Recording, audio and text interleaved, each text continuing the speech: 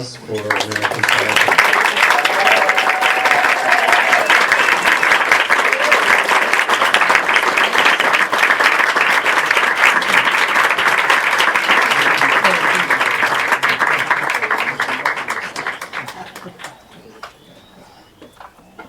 Thank you all for being here for the New York City premiere of the film.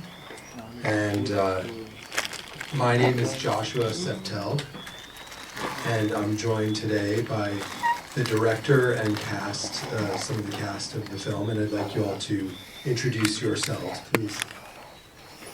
I'm Aaron, and I introduced myself already at the beginning, but good to be here. Gilbert. Hi, I'm Gilbert Owuor, and I play Augie.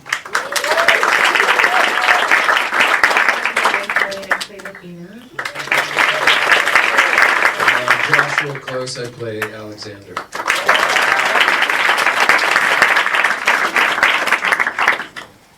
So, this is a lovely film. You know, Aaron, you've made I think I said to you earlier that you made a quiet film about guns, which is hard to do. And there's so much restraint and beauty in this film.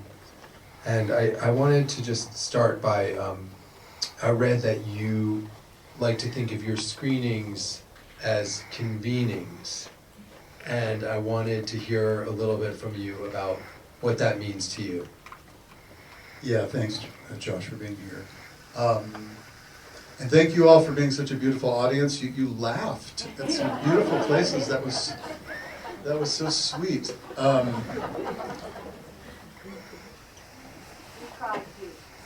And we cried. We laughed and we cried, of course.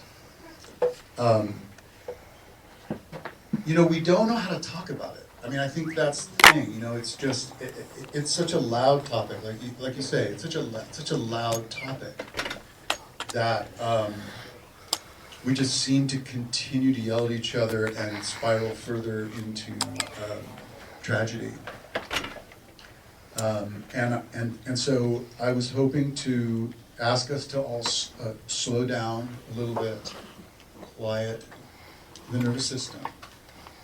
And from that place, remembering the human toll, remembering the violence that's carried internally, which these beautiful actors all portrayed so marvelously and subtly. If we could go on a journey together as a community for 90 minutes, then what kind of conversation could we have?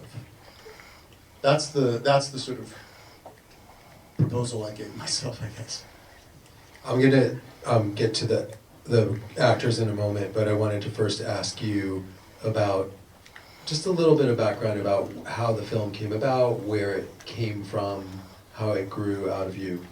Yeah, I mean, it's connected because I found myself after making Wrestling Jerusalem, which I think many people here have seen, about the Israel-Palestine conflict in this space of trying to speak to really polarizing issue with nuance and complexity. Go figure. And as our world continues to get more and more polarized, it just feels more and more important for art to hold that space. That's what we do best. And I certainly didn't invent that. That's what we've been doing for the ages. All the great art really holds a generous vision of humanity. So I got excited about exploring gun violence because it's such a thorny topic in this country. It's so polarizing, it's so black and white. And could I, if I listened to lots of people about their relationship to firearms from many different angles, what might I come up with that would offer a narrative to help us think and talk a little bit differently. I love what you've come up with. I was talking with Joanne out in front earlier, and we were talking about how all three of you, in some ways, the way I described it was you're in different places on a continuum of dealing with trauma, and she said, well, I think of it more as like looking through a prism, and we see ourselves in different facets of the prism. I wanted to start with with Joshua, and just tell us about where you are in that prism and how you found your place, and how Aaron maybe helped you too with that. Yeah, I like the prism. That's good, that's good. Well, Aaron helped me find the place by writing the script and giving me space to ask the questions and test the durability of the journey and the dialogue, and just see where it came out of. And Aaron had done this extensive research with vets and with therapists of veterans.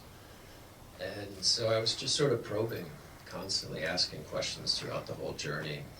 And I've witnessed some family members reintegrate and struggle severely. One of them was Special Forces.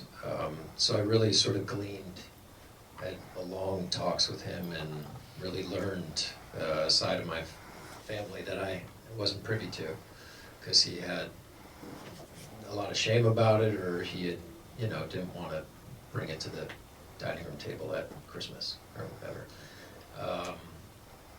And so I think I was just sort of like absorbing as much as I could about actual experiences, and then, imagining Slinger's journey and his relationships, and just like Slinger, just trying to stay as present as possible with the material.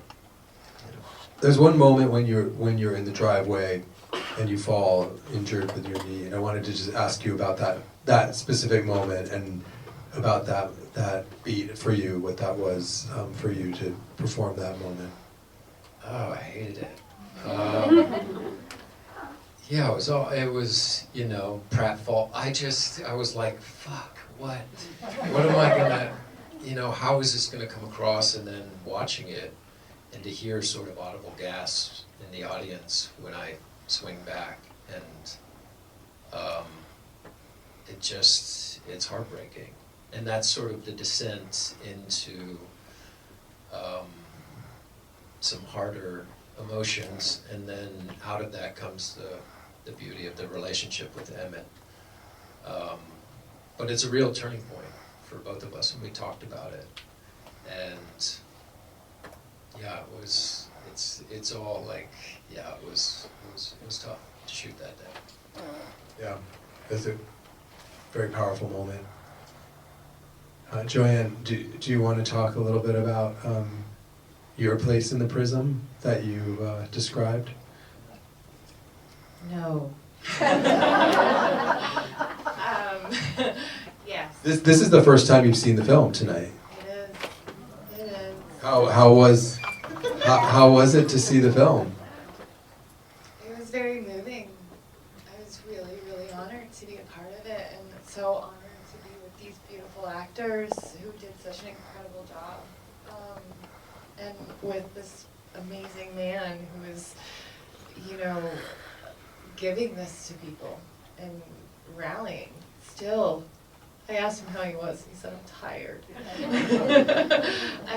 But this is a Herculean effort, and I'm so glad that people are seeing it and conversations about it are being had, like this one. Yeah. Athena is sort of, I think, at the sort of where Slinger's going. She's been through it. I think she's had the dark night of the soul, and she's on the other side of it. If the dark night of the soul ever ends, I'll tell you if mine does. But hers certainly has, and I think that there's something incredibly powerful about the way that she holds space. I was very proud of the fact that it wasn't sentimental or melodramatic. I don't think the film goes into that territory, but the idea that we can ground one another and connect with one another through just presence, I think is a very important lesson for all of us. especially in this like fragmented, disconnected world that we are all part of. I mean, I saw many phone screens during the film, and to me I was like, how, this is an hour and a half. You know, but this is the world that we're in now, where people are just not fully present, you know, and I think that that's so important, and I think that that's something that the movie really, it doesn't preach, but it definitely shows. Thank you. Gilbert, the prism. I think for August, I watched a lot of interviews, and it wasn't until I found interviews that were conducted by veterans with veterans that I started to see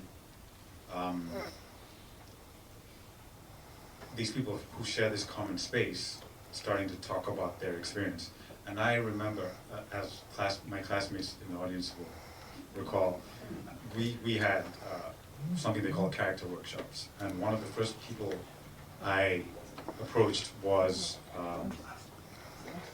this man who was living on the streets, and people just knew somehow that he was a veteran. And I spoke to him, I asked him about telling me about his experience, and even before I'd gotten the request fully out, he said no.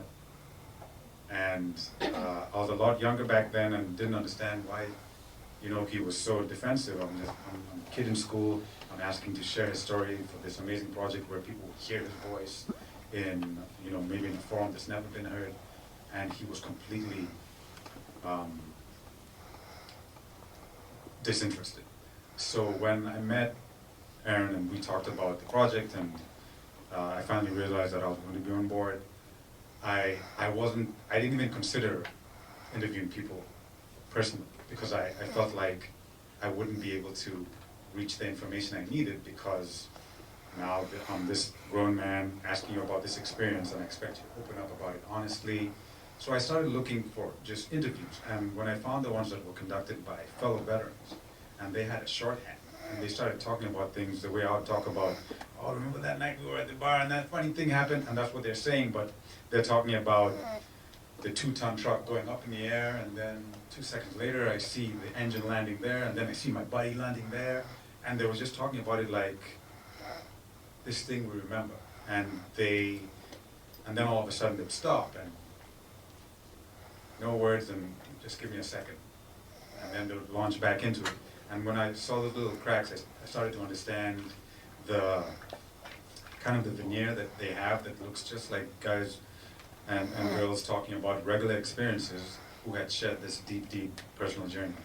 And at any point, these people I was watching who seemed fine the next day could be, we're talking about the prison, they could have jumped to a whole other section of the prison the following day, where they find themselves with that loaded weapon and trying to figure out how to get through to tomorrow.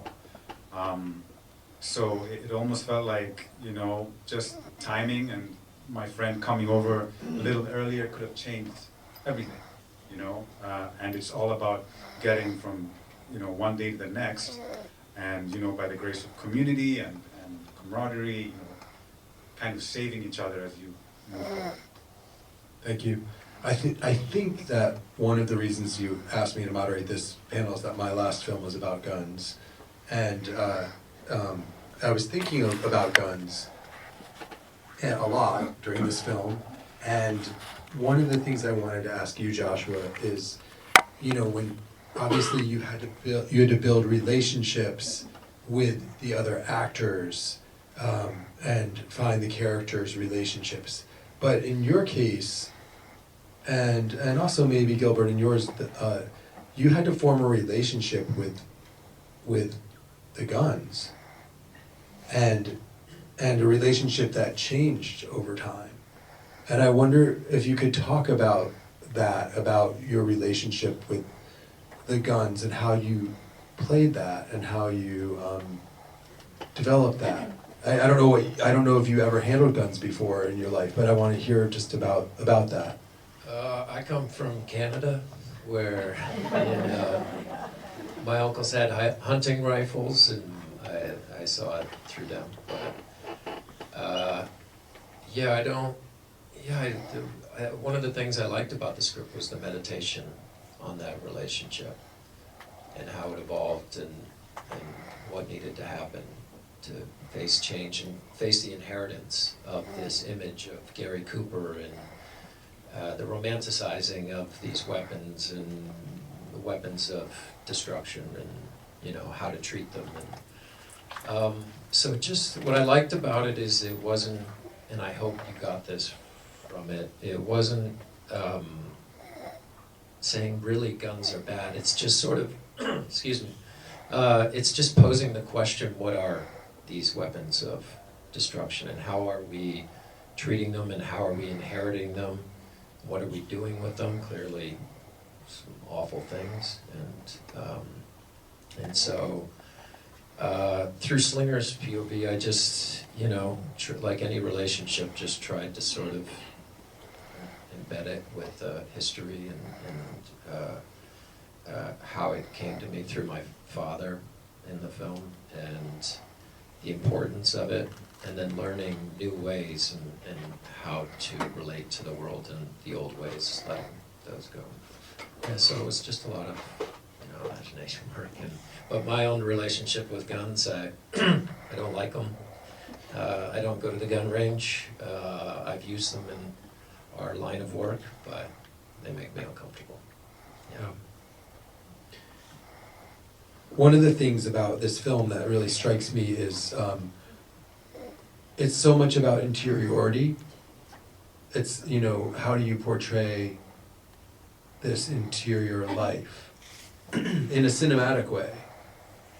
And I think you all did a beautiful job with that. And I wanted to ask you about the world of red leaves and red hues, and just to talk about that and sort of how that came to be, and maybe Joshua, you could talk about inhabiting that world, and Gilbert, you were in that world too, but just wanted to hear more about that.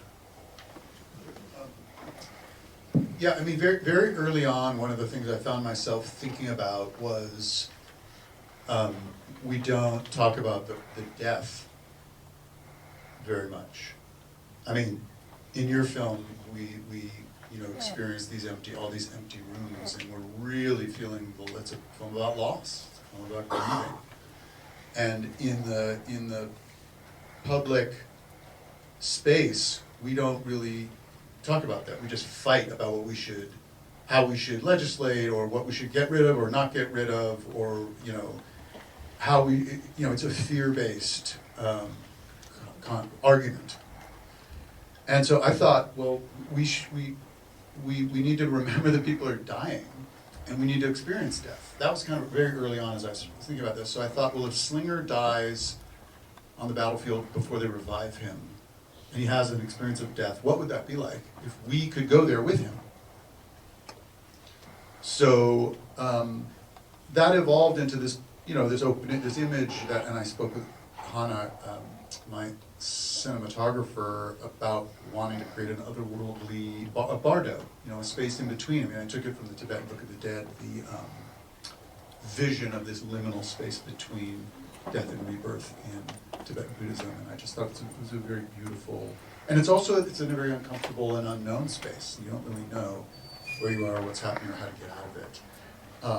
And so I thought that would be really an interesting place to start Slinger's internal world, and I also thought, well, it's actually the beginning of his relationship with his conscious relationship with his internal world for the first time in his life. And so I thought, okay, well, if as men we're taught to shove our internal worlds away and we're supposed to conquer the external world, let's give Slinger an opportunity to, you know, right from the beginning of the film, be thrown into his internal world by dying.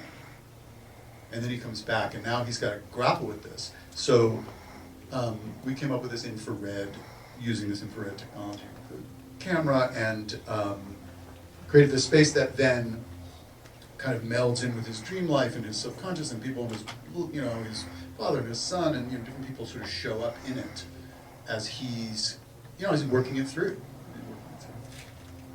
That's the idea. Very nice. Yeah. Joshua, did you want to say anything about that world, or you had to be there? We both had to be there. It was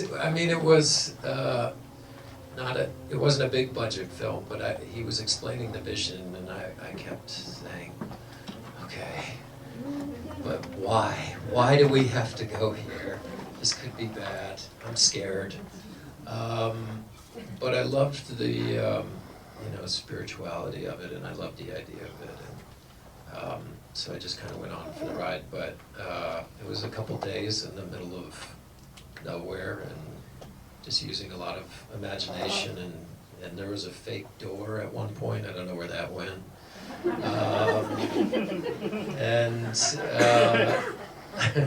I had to pass through that a couple times.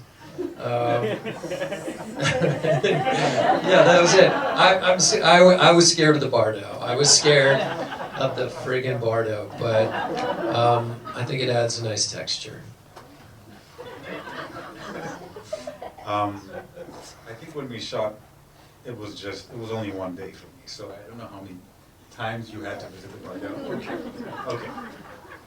So, I guess I wasn't as traumatized, but I know when we discussed that moment, there was a couple of iterations where Aaron asked me to ask for something each time, whether it was forgiveness or an apology, and it started to feel like that's what that liminal space, that transition was about, and we want to believe that when we leave this plane, that if there is a transition, that you can kind of, wherever you're headed, you can kind of cleanse yourself as you move on to the next. And so that's what I kept trying to picture. What if Augie was still present on this in this space, what he would want people to understand about the decision he made.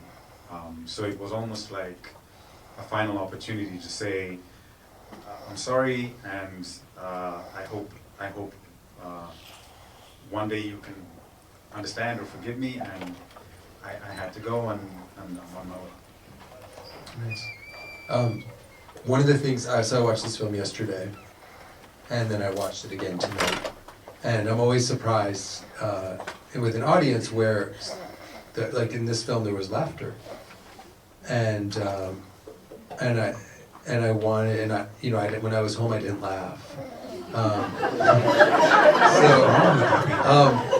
I wanted to, well, Joanne, I guess I wanted to ask you, were you surprised by the laughter? Because some of the laughter was from your performance, and the subtleties of your performance, but I wanted to just hear your thoughts on that. I always think of laughter as a way to release tension, especially in community. I find that alone, I feel like it's a collective sigh of relief that people want to see something that relieves them of wrestling with the subject matter, honestly. And I think that any opportunity to see something human or connect, and I think it goes to say so much about the performances as well, that they're so grounded, that there are moments of levity in life, that just because the subject matter is heavy doesn't mean these people are heavy all the time. We don't have our burdens with us all the time. We do have these incredible moments of lightness, and I think that really comes through in the film. And I think that that's due to the incredible groundedness of the actors, really. And I think of Aaron's breath and space that he gave to us. It was an incredibly safe space that he created for us to play in, and I think that the performances reflect that. That there's such subtlety. Yeah, wonderful performances. Thank you. I wanted to ask how, if any people here are either combat vets or have family or friends who are combat vets, if you could raise your hands.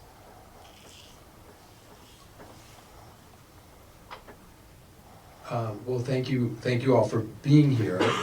We'd love to open the questions up to you and to really everyone in the audience to share your thoughts or ask questions of the group here. Is there anyone who'd like to start?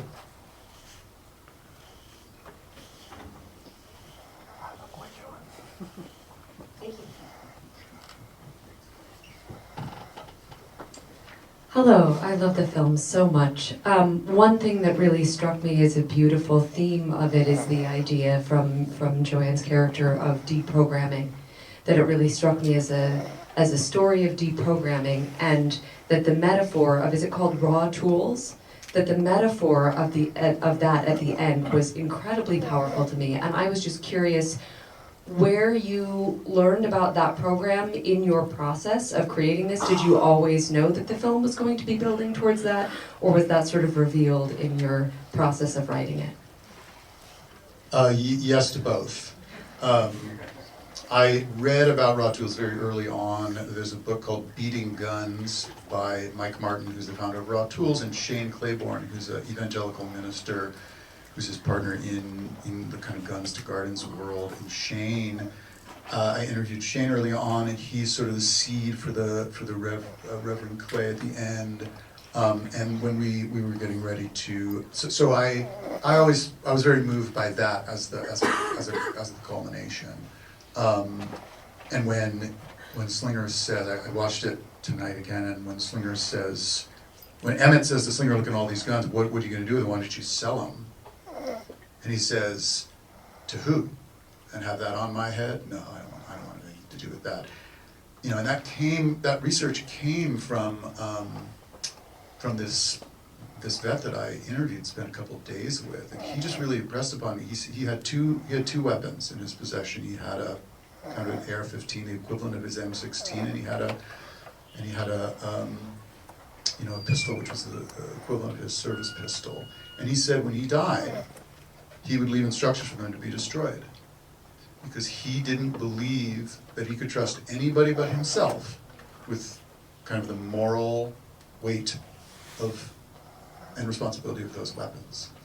And it really struck me that, like, this guy doesn't want to, he understands that once it's out of his hands, he has no control over it whatsoever. So I just thought that was super powerful, and it just seemed to really work. And then I contacted Mike Martin and Rob, and he came out to set and oversaw the blacksmithing for that work, and they've been a partner. Yeah, you can look them up too. They're a really interesting organization.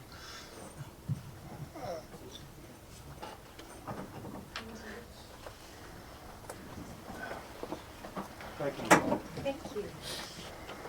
Hi, just a question about the downplaying of the Athena's character's role as a CST.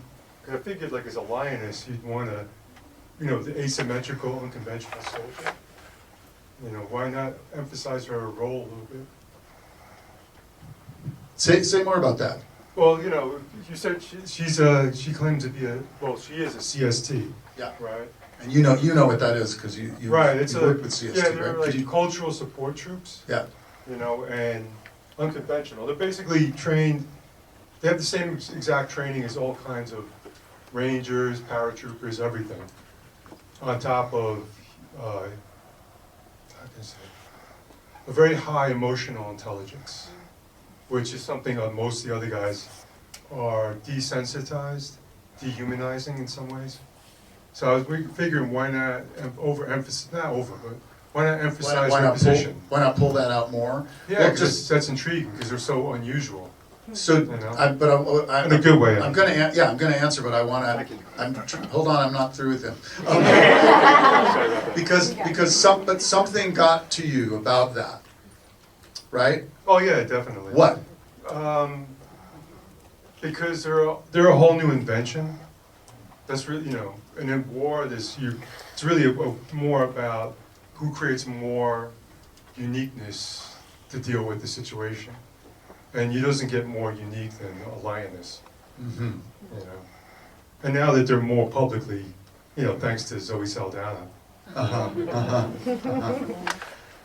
So, I mean, I'm really glad you asked this question. I'm glad that you picked up on it. You're right. It's a very subtle Insidery. It's a subtle specificity that we just didn't have the time or breadth in this film to open that up. As everyone's sort of been speaking about the kind of quiet nature of the film and the kind of understated this and that, you know, I just didn't. I guess I didn't know. Maybe I didn't know to make more out of that, and I just trusted that by, you know, slipping in these little pearls. Which is really how the film is structured. There's all kinds of threads that we can, you know, open up, like this one, and then talk about them after. I guess. It was just an observation. I appreciate it. Yeah, I appreciate it. Thanks, Athena. You bet. Does anybody else have a reflection or a question? Hana Kitase's mother is here, so I just want to say hi, and I believe her father is here, and I believe her twin sister is here, because you look like Hana, so I want to almost say, hi Hana. I'm not Hana. Anyways, we'll get you guys in a second. I got a question. Beautiful film, beautifully filmed and acted. My question is about the political or the issue of guns. And it was touched upon in you know, here we are in New York City, and I think most of maybe I'm assuming a lot of people here share Josh's expressed antipathy for guns, or certainly the violence that comes from guns, attendant to guns, and it's beautifully, powerfully, and subtly portrayed in the film. My question is, in the time that you've been screening this, I know where this is the New York premiere, but you've shown it in San Francisco, you've talked to people, others have seen it. What has been the response that you've received to the film from, you quote the Second Amendment in the film, from pro-Second Amendment, say, you know, folks, veterans or otherwise, but really gun advocates, people who say, you know, people kill, guns don't, you know, what are they saying? What's their reaction to the film? Well, you could read the review in the Epoch Times where he says it was a great movie until he ruined it with the coda. Hammering.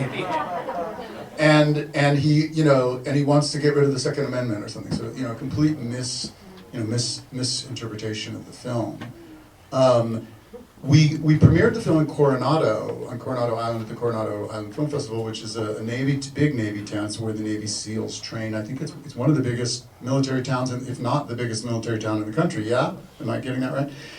And we had a very mixed audience there politically, and uniformly, not trying to make a pun, a positive response, an interesting response, people on the street, and I just happen to know that because Lisa Bruce, one of our producers, lives there, and you know, we got stopped on the street. Oh, I loved your film, and she was like, wow, that's that person voted for Trump, and that person's this, and wow, this guy knew the person knew this person from the military, and so. I think it's varied. I mean, I think the intelligence of the film kind of speaks for itself, and if you can kind of let yourself into the heart of it, I think then, you go on the ride. That said, I learned this with Wrestling Jerusalem. People that are pissed off or upset usually leave and don't tell me, so I don't necessarily know. Do you know what I mean?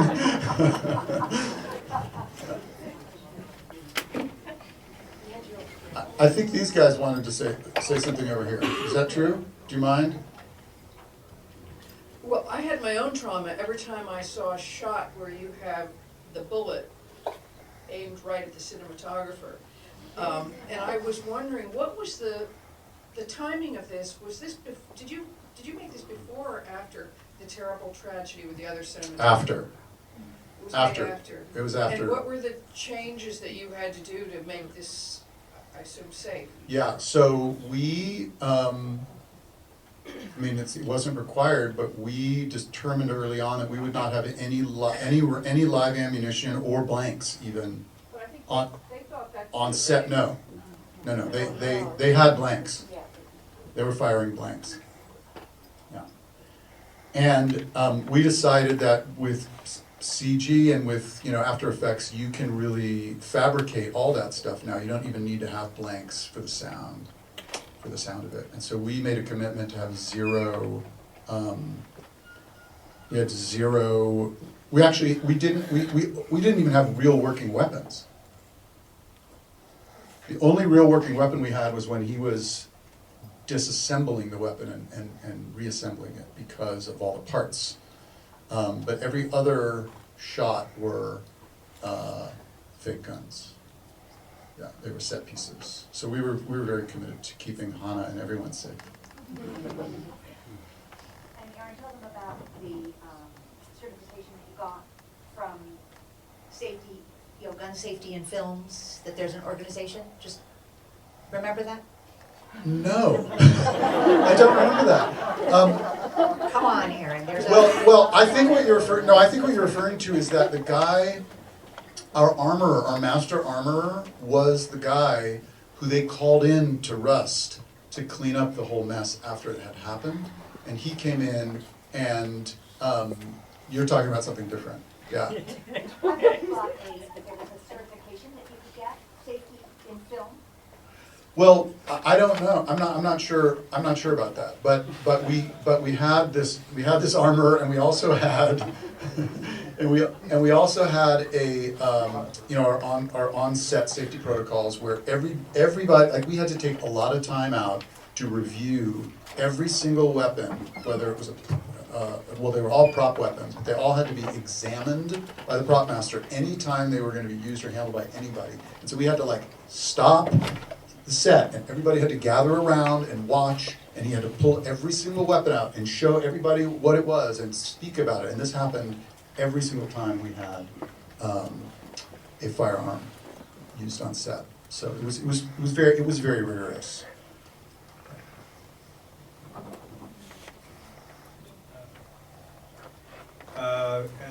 I thought the film was extraordinary.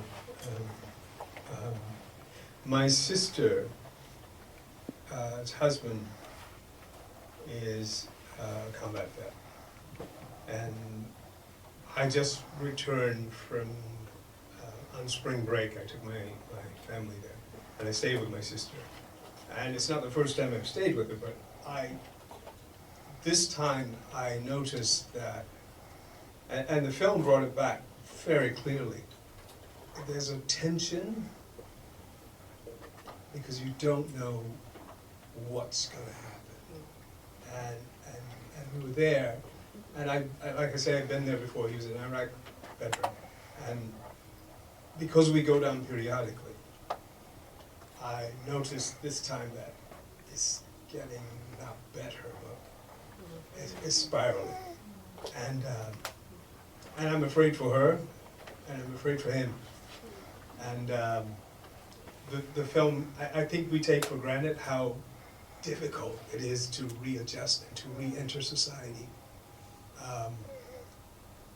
Just as with suicides, we don't realize that that's the silent part of gun violence, because it doesn't hit the headlines, unless it's someone famous or something, but it happens all the time, all the time. All of his guns are gone, He has a bow and arrow now, right? And I noticed, because I'm an actor also, I noticed that he's always talking about himself before, when he was a child, when he was young, and the things he wanted to do, and he's always reflecting on those things, because he can't find himself. He can't find that part of himself. And I thought the film brought that back so wonderfully. And I called my sister, and I don't know, I don't know. She's extraordinarily brave. She's a nurse, and she's just incredibly brave. Anyway, it's an amazing piece of work. Thank you for sharing that, and I want to sort of give you the courage to, maybe you'll have the courage to really, to help open it up and talk about it, you know. Silence in the dark is the enemy. Yeah. Aaron, it is an amazing film, and like Wrestling Jerusalem, your film, it has its origins as a theater piece. Wrestling Jerusalem was an extraordinary play before it became an extraordinary film. And I remember your work on a piece called The Shooting Gallery. In 2019, I believe there were iterations of that in the Bay Area and in the nation's capital. And then a pandemic happened, and then a film was born. And I wonder if you could talk about your creative journey that led from a play called The Shooting Gallery, which was a compendium of research that everybody's talking about today. But the research you were doing was a research not for a film about one dude. And it's a remarkable sojourn you've been on creatively. Can you talk about that? Thank you, Ari. This is Ari Roth, who commissioned Wrestling Jerusalem for Theater J many, many years ago, and who also produced at Mosaic Theater in DC the reading that he's talking about of what was at the time The Shooting Gallery, which was 20 different monologues with 3 different actors coming at this material. And one of those characters was was Slinger. One of those characters was Slinger, and we just had a monologue. And then the pandemic happened, and I think just creatively, those creators in the room, I think what I discovered in the pandemic after all theater shut down and everything shut down, I was struggling with the text that I had written, this play, and I felt like I was stuck in the research. I felt like the creatively the play that I had written, The Shooting Gallery, was still living in research world. It hadn't leapt into something alive and past the research. Yes, there were some monologues and there was some cool stuff and I liked some things, but as a whole, it wasn't, wasn't happening. And so I took it upon myself. I was in Alaska for a year and a half during the pandemic. My wife and I went up to our place there and hid out. And I did this beautiful creative exercise of doing the exact opposite of the thing that you were doing before, just to see if it can shake loose. So I thought I would pick one character and go deep instead of doing a whole survey of 20 characters. And I picked the veteran for the reason that I mentioned earlier, that I believe the veteran has the most moral authority to really speak to these issues because they've lived it, they're experts in the weaponry itself, they really understand safety like nobody else. That scene at the gun range with the kind of young, I call them the young yahoos who buy their weapon at, versus the pros, like that split in our culture is very real, and and that scene is really important to me because it highlights, a real division. And so I was impressed with this guy and this character, and I wanted to go much farther with it. And then I got a call from Maris, and she was one of my backers, and decided to help support a much bigger vision that could have broader reach. We decided to make a film. Even the work on Emmett and all the interviews you did on the south side of Chicago or with gangbangers talking about gun violence, and it's all boiled into something very compact. And the naming of Emmett. Yeah, I had to pick and choose. I couldn't pack 20 of those different threads into this movie. I had to kind of pick and choose, go long and deep with Slinger and then thread in a few other things. Yeah. How are we doing on time? Do we have time for one or two more? One more. Okay. I can't choose, so we'll take 2 more. So I'll come here first and then I'll come back. Thank you. Joanne, you said something that was very interesting when you were talking about the heaviness of the subject matter and laughter, and also presence.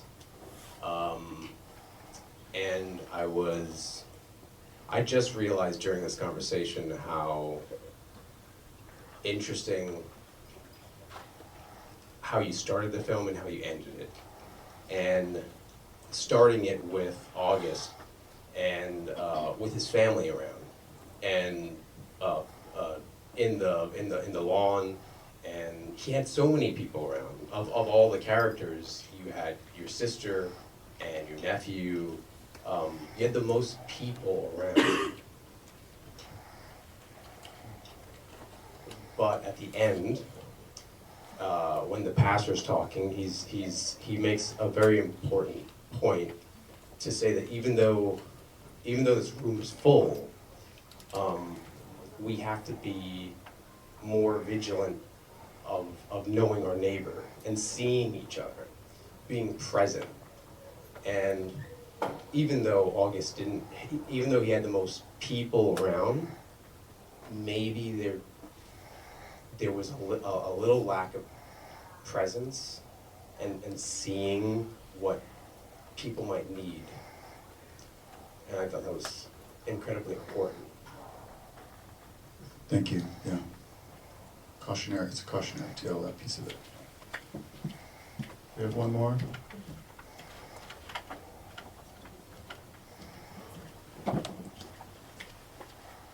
I could have saved this for a family dinner, but I figured other people might have this conversation in their heads too, so why not? Representing the New York side of the family over here. I've only seen it twice, which is very few for me as it pertains to your creative endeavors. But it landed really differently this time. The first time was beautiful, and I really appreciated it. And today, even going into the first one, I knew the storyline because you had shared it with me, and you'd shared the deck with me when it was in the process and everything. It still was very emotional, and tonight was far more emotional for me. And I guess my question, I've been thinking about how to formulate this question, and if others may be considering this as well, is how do you get people to watch a movie more than once? As somebody who has not been in a movie theater other than for Aaron Davidman since 2018, which is a true story. I do not go to movies. So how do you get somebody to watch a movie more than once? How do you engage them? How do you invite them into this really important conversation? Yeah, thank you, sister. And I feel she is my sister.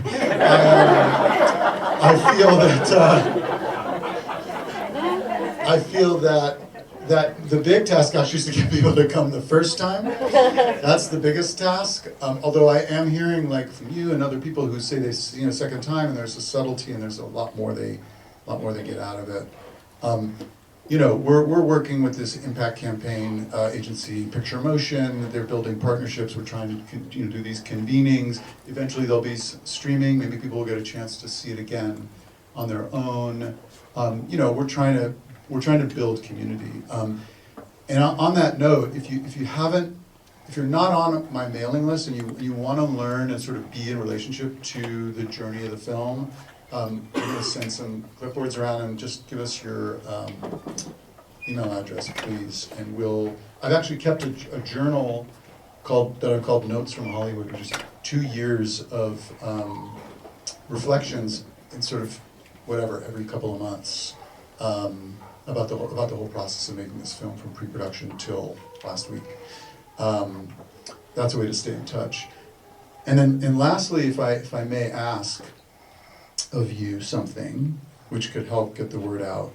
If you're willing to tell us what you think about the film on camera for just like 60 seconds or something, just a little snippet.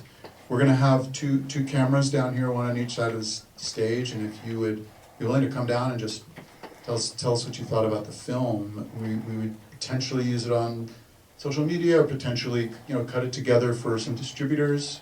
We're talking with some different distributors who might be able to give us broader reach, and they really want to know, they want to know people are coming out to actually see it and engage with it, right? Because everyone's usually stuck at home, like we've already said.